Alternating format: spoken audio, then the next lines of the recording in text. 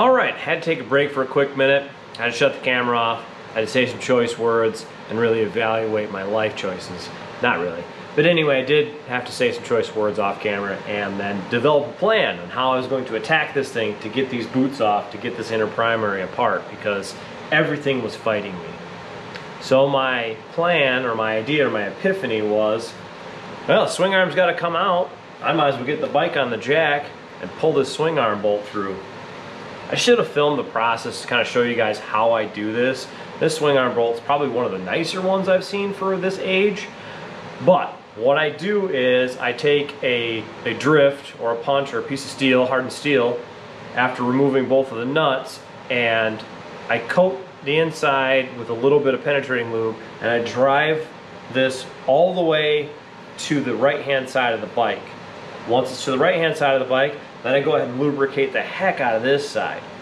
You know, obviously the nuts are off of both ends here. Once that side's lubricated, I come back and I lubricate this side one more time just for good measure, and then I start to actually push everything back through. I've had great success with that. It gets a lot of the lubricant inside of these, bushings that typically rust, and then they fuse to these, the inside of the swing arm. And then you can't get the things apart, and then it's just a giant mess. So I was able to actually get that to come apart. Again, I should have filmed the process to kind of show you how I do it so it makes sense. But it did work really well. Now with the swing arm out of the way, I can access the actual studs on this inner primary, and I should be able to get this thing apart. So I'm going to go ahead and I'm going to undo these, I think there's 3 left, studs on here, pull these boots off, and then I should be able to yank this primary out of the way. Hopefully that's the last fit for the day on these parts. We'll see. You know how it goes. Sometimes you're taking these old bikes apart, man, they want to fight you the whole way. I know these parts have been together for a long time, and I'm assuming that they like staying together, and that's kind of obvious on how some of this stuff is coming apart. I tried everything. I tried a little, articulating bit to be able to get in there to get to the point of unscrewing that Allen stud. Unfortunately, with the swing arm in the way, I just couldn't get the right angle. There wasn't enough room in there to get to it. Now with the swing arm completely out of the way, I should be free. I should be able to get this thing moved the way I need it to. Which is nice because I can also see to work. I do need to find some sort of a benchtop light or get my headlamp back or something. I just need a better way to see what's on the table to illuminate my workspace a little better. If you guys have good suggestions, let me know. Drop a link in the comments or tell me about what you guys use so you can see a little better. My eyesight's really good, so I can see, but it'd be nice to be able to see these, little screws in with the mud and dirt and all the grime that's in this bike or on these bikes. That way I can really, see what I'm doing better.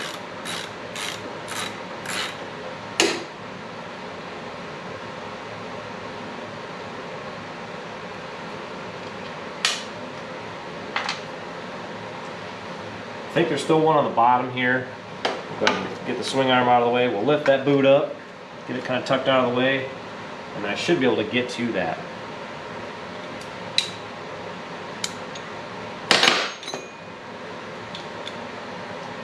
I need my shorter stud here, my shorter extension, so I'll grab that real quick and we'll be back at it.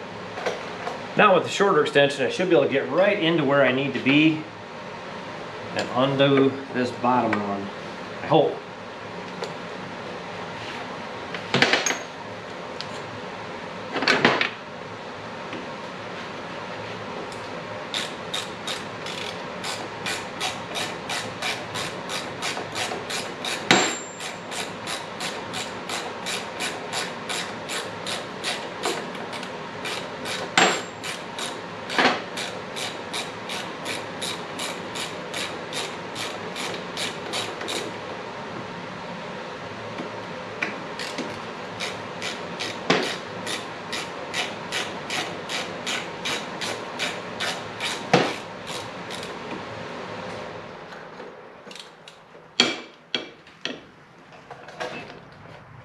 Of course, now it's stuck on the Allen there. There we go.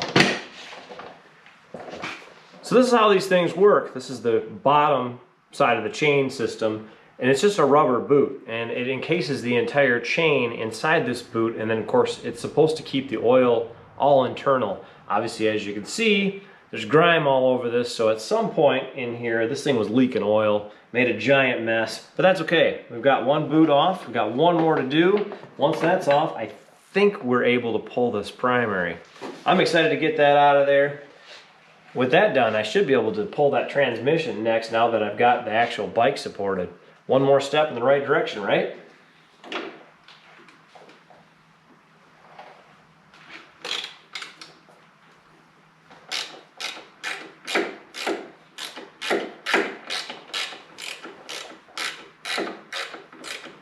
It's always fun to work on these old bikes and have an idea in your head of how you're going to attempt a situation, and then while you're working on it, that doesn't always work out. So you have to reevaluate the direction you're going, and then of course correct along the way. I definitely didn't think I would have the swing arm of this bike removed this early today, but I'm glad that it is. You know, it's one less thing I got to worry about.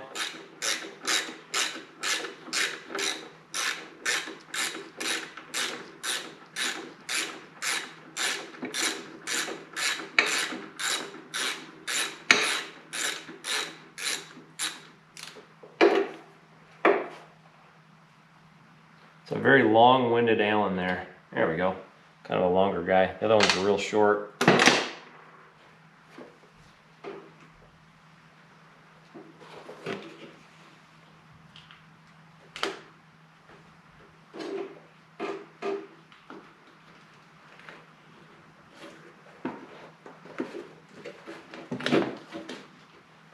And there's the other side. That's the top side of it. And a chain link. Curious as to where the chain went. Something must have eaten it. Oh, I see the master link clip in there. That's odd. So this chain must have fallen apart at some point in time. Strange. Curious to see what we're going to see on the back side of this outer primary. That could be scary, depending on how that fell apart, at what speed, and what it actually did. We could be facing some catastrophic damage. Let's find out. I think now that this is off, I should be able to remove this. I don't think there's anything holding it in place. Other than the pressure of the transmission itself. I'm trying to find a good point to pull up on that.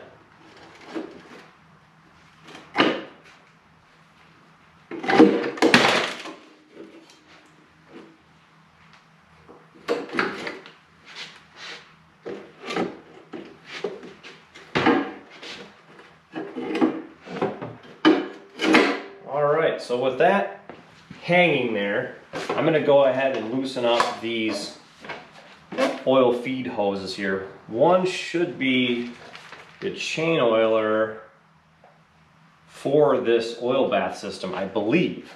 And I could be totally wrong. I'm not 100% sure on how this thing works. I know it does lubricate, and I feel like it lubricates on one of these feed tubes here. Again, I'm not 100% sure. Let's work on getting these lines out of the way so we can get this cover off. And we'll show you kind of how it looks.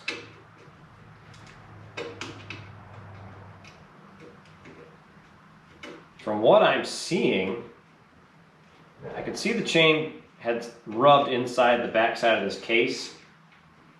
Not bad. I mean, I've seen way worse on these old Shovelheads. And this one looks fairly okay for what it is, surprisingly.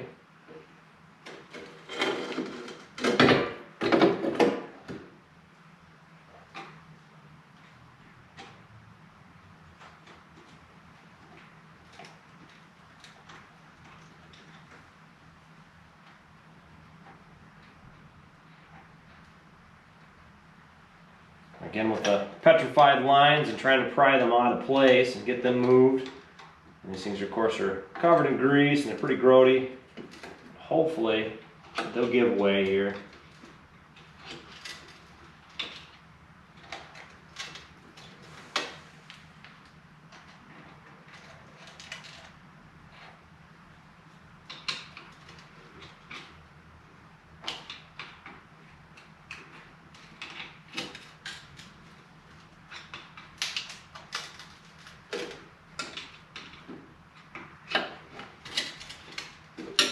So as you can see how far some of these will stretch.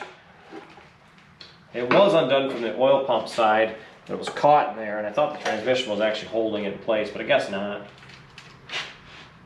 So, as you can see, on the back side of this, there's the hookup spots for those rubber boots.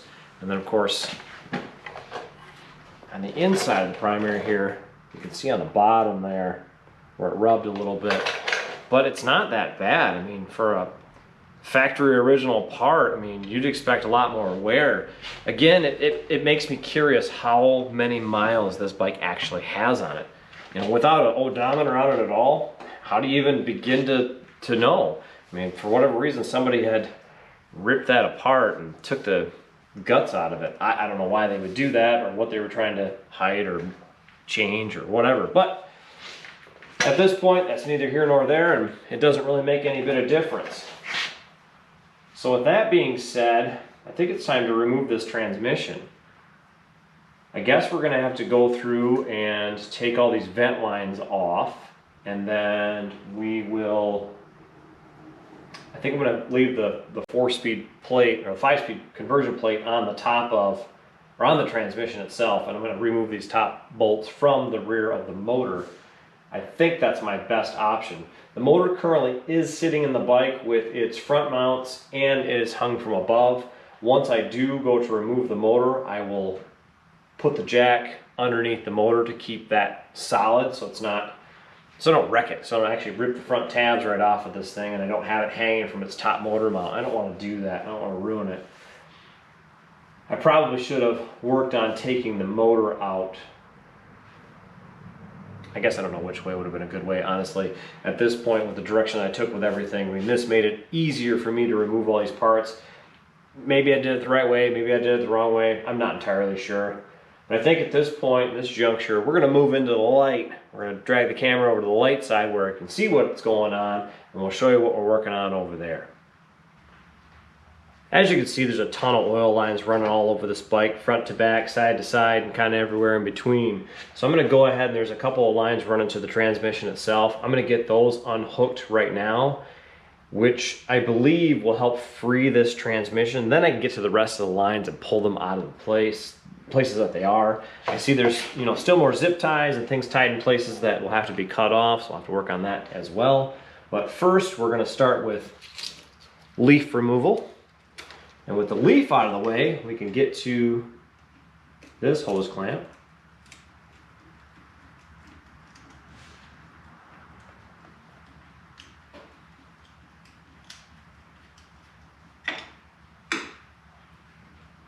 There's kind of a neat setup too where the oil filter is actually underneath here, which also helps it cool in my opinion. So that's there, and then it has, and you can't see it and I'll pull it in a little bit, but right here it's got that radiator. I know that's not the right name. I can't think of what the heck they're called. I've only seen them a few times. Lockhart makes them, and it's a pressure operated valve system. So when it gets too hot, what it does is the valve actually closes, allowing the oil to cool. You know, in my opinion, it's a pretty neat system, and I think it works really well.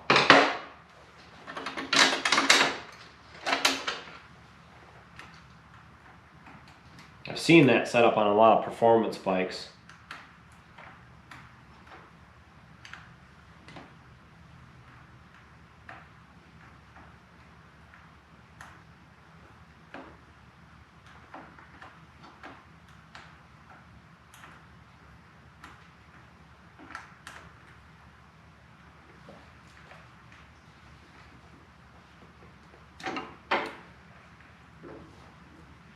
See, we've got one body ground hooked to the transmission cover as well, so I will have to address that in a second here. Once I get these hoses off and that body mount off, then I'm going to unbolt the transmission from the bike itself, which I believe then I'll be ready to pull this thing because I don't see anything being in its way. I think it's pretty clear at that point.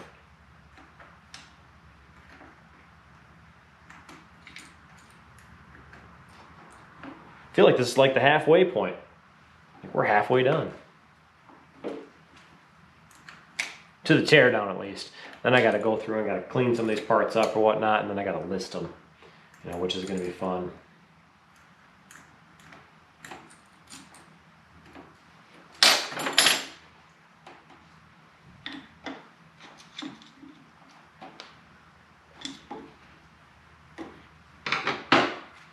And I may have to cut these lines too, just because they're hard. They're hard as a rock.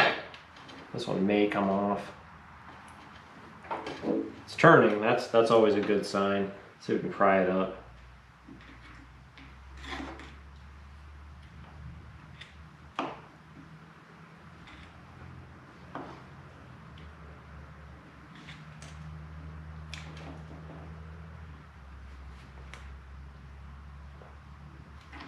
So close, it wants to come, but you let off the pressure a little bit and it kind of sucks back down into place. There's one removed. Now we need to get the one from the oil bag off. Which that one's pretty close as well too, but I can't really turn that one, and that might have to get cut off.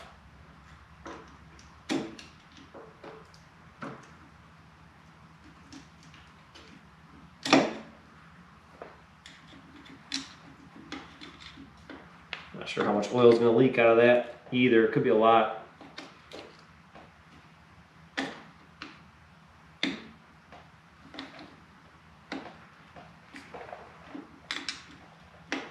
It's trying. Slowly but surely, it's trying to come off. Let's get that clamp out of the way all the way. So we just manhandle it here and pull it real hard. Trying to smash my knuckles.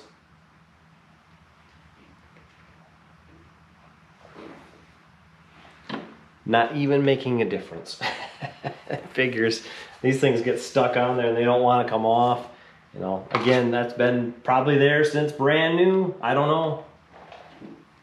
It looks like it's in pretty new shape, so it's hard to say if this thing is a replacement hose, if somebody's been in this thing or not. Grab some needle nose pliers and we'll go ahead and grab those and try to twist that and pull it off. Sometimes that helps, sometimes it doesn't.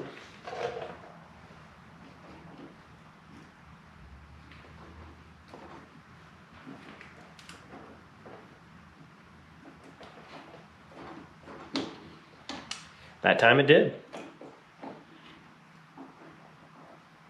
So far no oil leaking out, but we'll give it a second here and we'll wait and see if it does. With that, like I said, I've got one ground strap here that I need to remove. I should have just the 2 bolts there then holding it in place. There shouldn't be anything else because the swing arm's removed.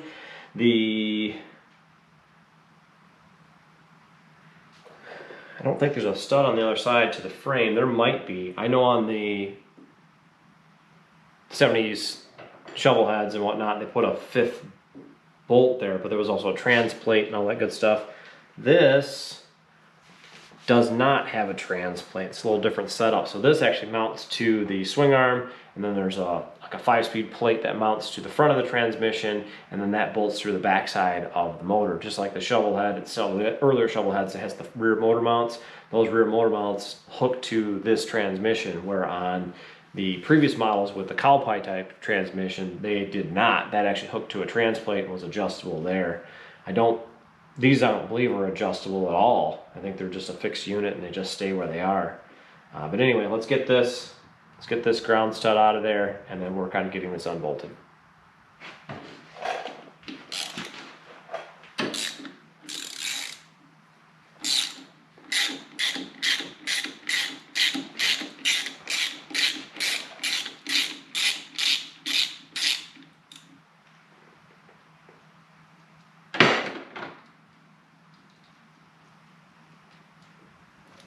One grounding stud out of the way. We'll put that cover bolt back in.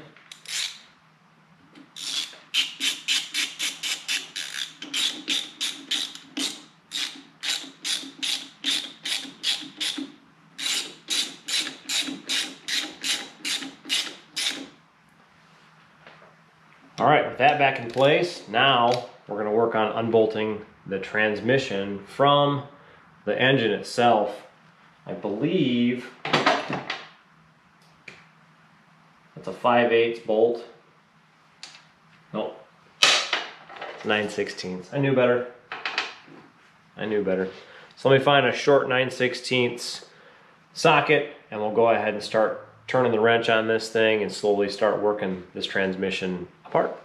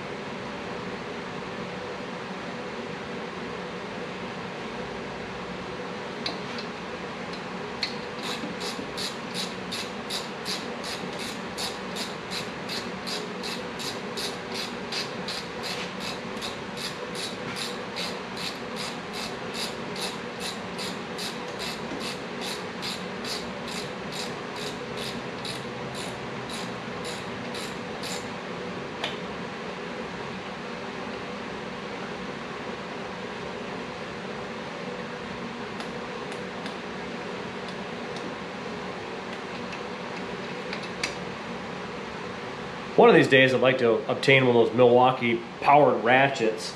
They look really cool. They seem like they do a real good job. I'd like to have that, just press a button and go. Not sure how well they work or any of the details on them, but they look like they're built pretty tough. I'm very impressed with the rest of their, battery operated tools that I own. They seem to do a really good job and seem to be really holding up. I've honestly put a lot of those things through their paces, put them to pretty tough work, run the batteries right dead, and I've had very good luck with them, so I'm very thankful for that. Hey Milwaukee, you want to sponsor me? That'd be cool.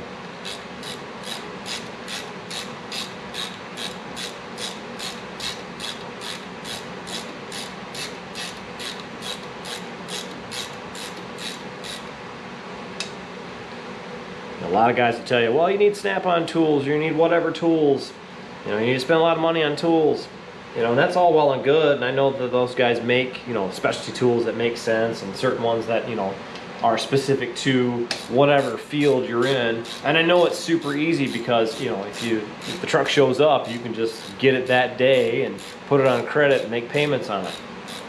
Well, I don't have any credit, so I don't have any way to make payments. And I don't want to try to have credit to make payments on things because in my mind it doesn't make sense.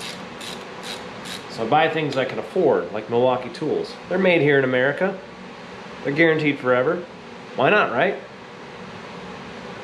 In my opinion, they're built probably just as good as anything else, and honestly, for the ones I've had, they've done real well. And sure, I get a discount on them, so that helps too.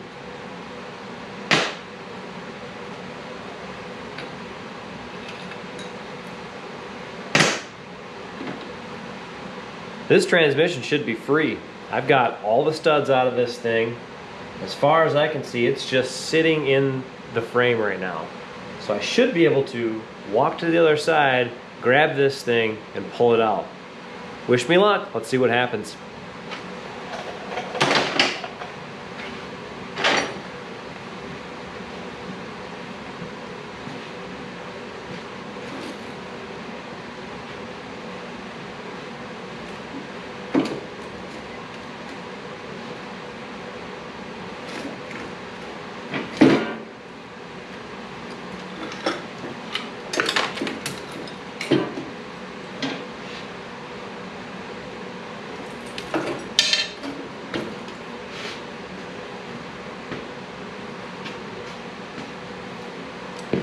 There we have it, friends.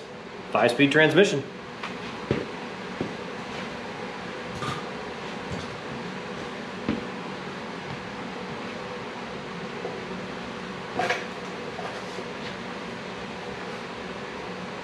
Yep, that sucker's a little heavy. I don't want to hold it for too long. I don't want to hurt myself. So now I think it's time to start pulling all these oil lines. They're laying all over the place, and obviously these ones are dropping into the oil bucket, which is not really where I want them. So let's get some of these things removed and out of the way. Got my spacer bracket for the transmission. We'll put that with the trans. We'll go ahead and start unbuttoning oil lines. This is a giant mess.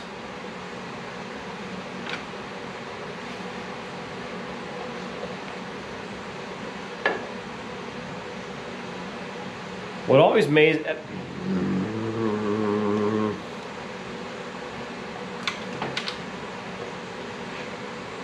amazes me with oil lines is how the clamps get placed. I really think that when people put them on, they're not thinking about ever having to take them off again.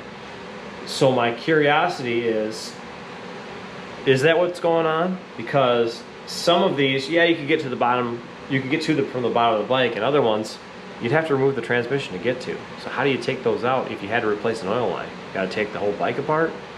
Doesn't seem to make sense. I'm not sure who did the work. Some of it could have been Harley, some of it could have been somebody else, you never know. But based on how they're in there, in my mind, it's weird, it's goofy.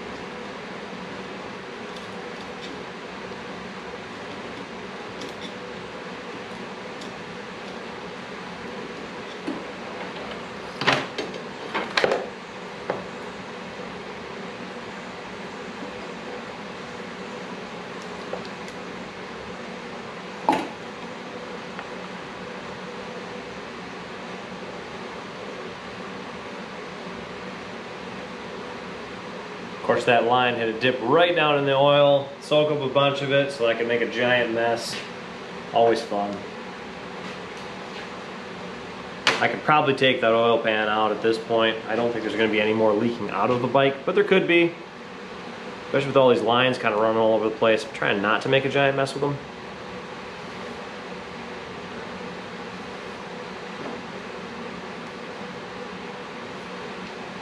This is the part that I'm talking about that I keep calling a radiator. I'm not sure if that's what it's called, but I think they're a neat apparatus, and I know it's a spring-assisted system to where it actually closes and the oil can't circulate in an effort to cool the oil off from it. I don't know if these bikes came stock with this or if this was something somebody put on later.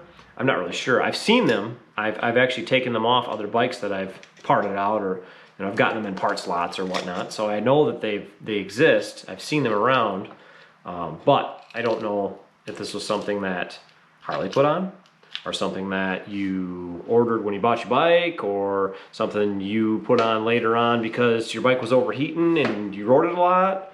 You know, this bike, in my opinion, was set up to be ridden, put a lot of miles on. And maybe it has a ton of miles on it. I don't think it does. I mean, I don't know either. I mean, there's no odometer, so there's no way to tell. But, some of the indicators when I'm looking at this bike look like it probably hasn't been ridden a whole lot. Like, it didn't see a whole lot of miles. I don't know. I mean, I could be totally wrong. I mean, maybe the original owner was some guy that meticulously cared for this bike and really did a good job of keeping it clean and whatnot, and really maintained everything. Maybe that's not the case at all. I don't know. Hard to tell. Obviously, in its recent life, I feel it sat a lot. This bike was parked wherever, probably in a barn or outside even, because there's leaves on it and stuff. So I'm assuming this bike probably didn't live, the last part of its life probably wasn't the best. I don't think that the bulk of its life was that way. Just based on some of the indicators that I see, I know on these frames, the front mounts break on them from sitting out in the rain and getting rusty and whatnot. And the frame is not overly rusty compared to some of what I've seen on other old Harleys. So that makes me think that someone took care of it for a good part of its life.